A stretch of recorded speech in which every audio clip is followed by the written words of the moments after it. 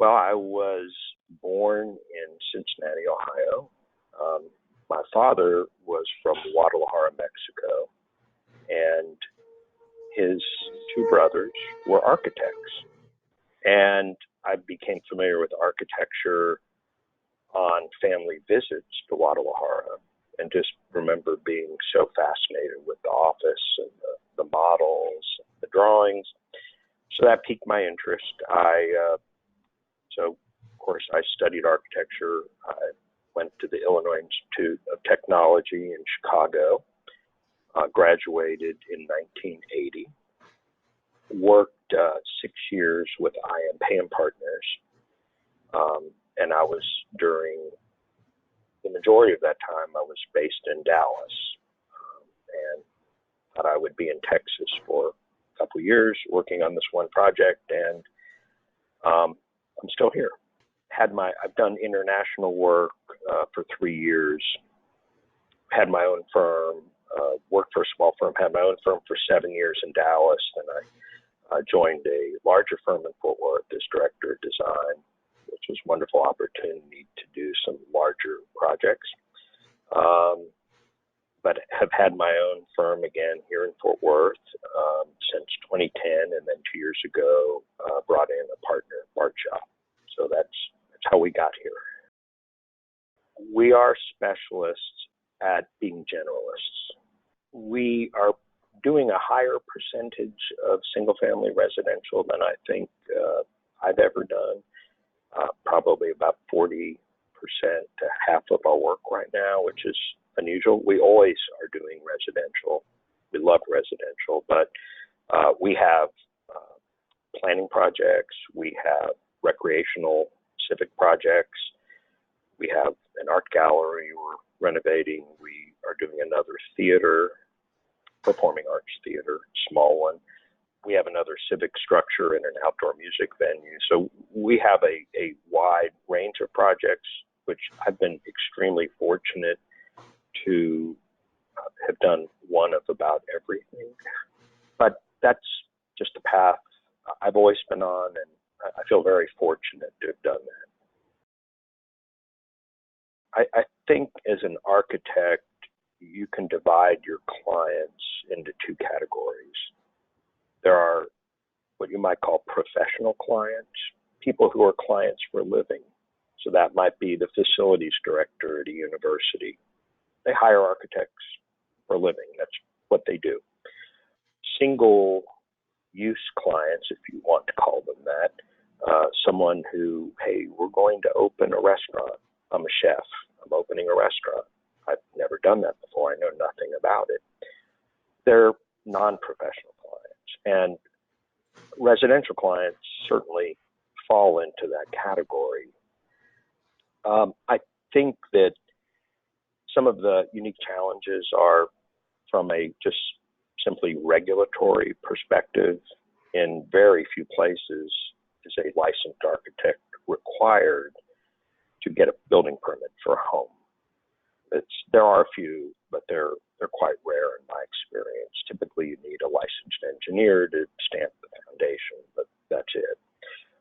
Secondly, houses in the United States, and I believe about 70% of the population live in what we might call detached single-family homes. It's a commodity product. They're not quite mass-produced, but they're sort of mass-assembled in the classic greenfield subdivision sense. And so architects are, if they're involved in that process, are quite remote to it.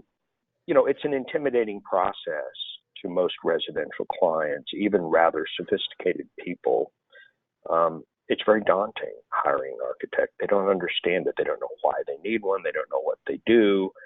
Really, the great unexplored territory, I think, for architects as a profession is the single-family residence, oddly enough. Frank Lloyd Wright, McKinley and White, on and on. So, you know, architects who do residences have had a very strong influence on residential design.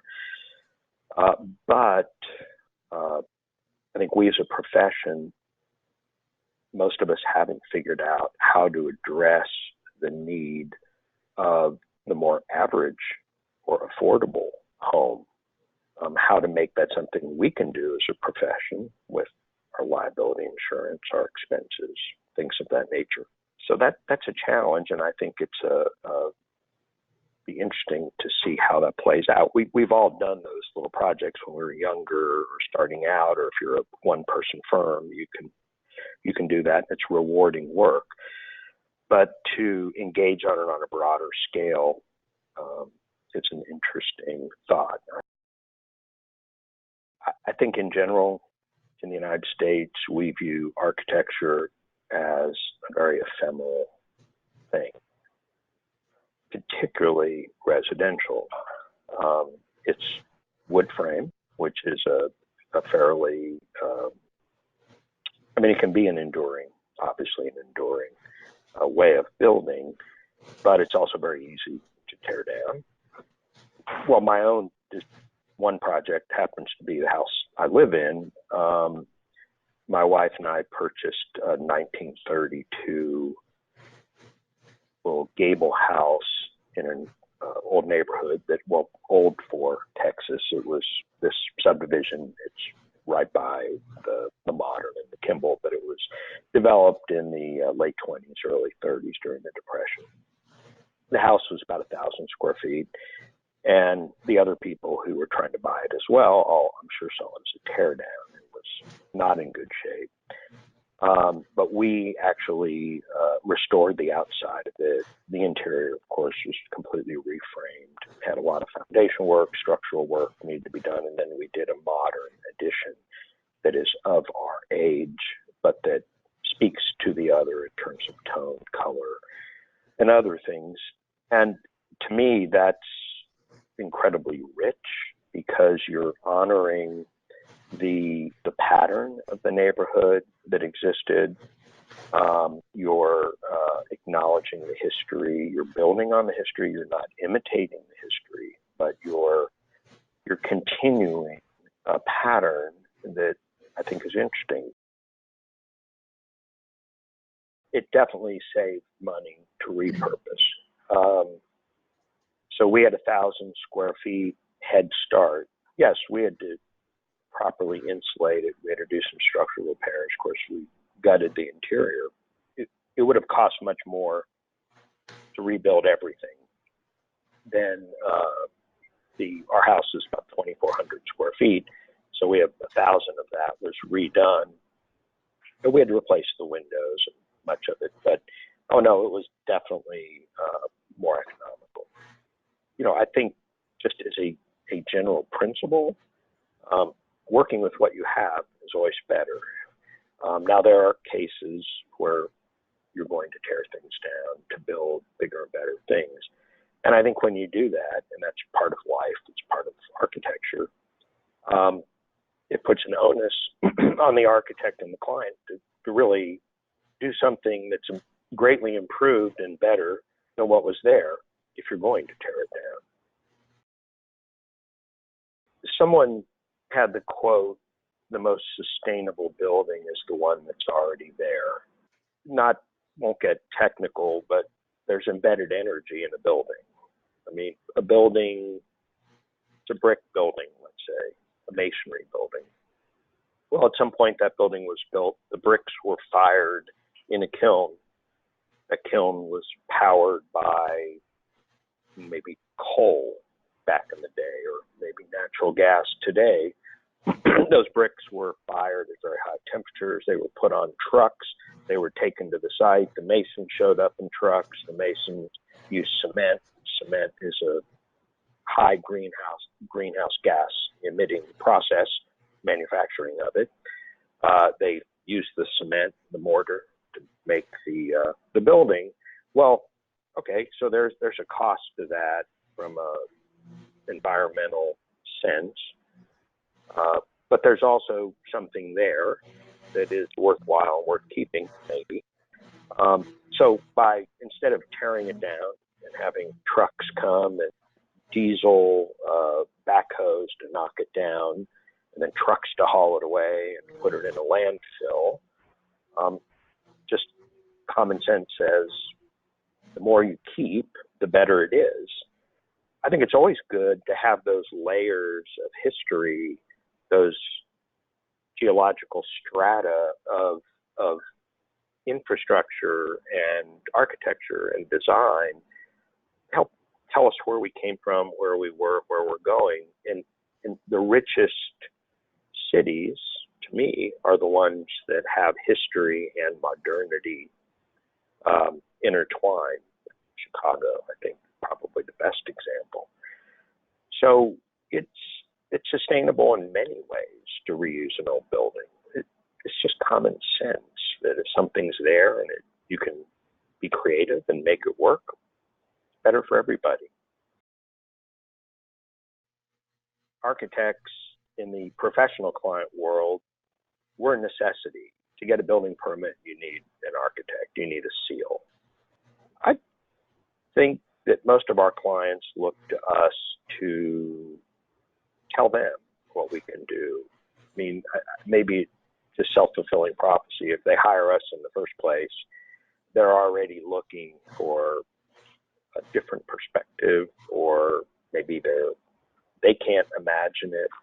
How could we do that? How could this work? And we've had some examples of that, and hopefully we can, if we're successful, we can meet all their needs properly, but where appropriate, reuse structures. I think the best distillation of that was said by Julie Eisenberg, wonderful architect out of Los Angeles, and actually titled their last book this: "Architecture is not just for special occasions." I think that is that is the most brilliant way to say it. Architects in most surveys are ranked quite high in terms of professions that people respect. That's well known, but people don't understand what we do, how we do it. That being said, I think there's tremendous appreciation for grand projects, civic projects, sports projects, Hudson Yards, whether you like it or not. Thousands of people are flocking to that to see the Heatherwick. Major museums are, more crowded than ever, and architecture has so much to do with that. Sports stadiums now, the stadium in Atlanta, the Dallas Cowboy Stadium are quite impressive works of architecture, and in Europe, the football or soccer stadiums are amazing. Look at the bird's nest from the Olympics, how much popular acclaim that had. So I think at that level, architecture is very appreciated and understood, but it's at the level of the elementary school that our children go to, the library that we might visit, the hospital where we might go to see a loved one. Those are the places that can really enrich our lives, change our lives even on an everyday basis, not just those places we go and get the selfie, the Instagram post. Those places are appreciated and people applaud them. The 9/11 Memorial, incredible design. So I think it's at that everyday small scale level, the restaurant or the cafe we go to, the shop we visit, those parts are where architecture can really make a difference every day in how we feel about where we live, maybe even about our health in terms of the way they're planned. So I would make a plea for more everyday architecture, and but not at the expense of the wonderful large civic projects. We all love those, but I think it can permeate down to a greater percentage of the population on a daily basis, and people, I think, would notice the difference.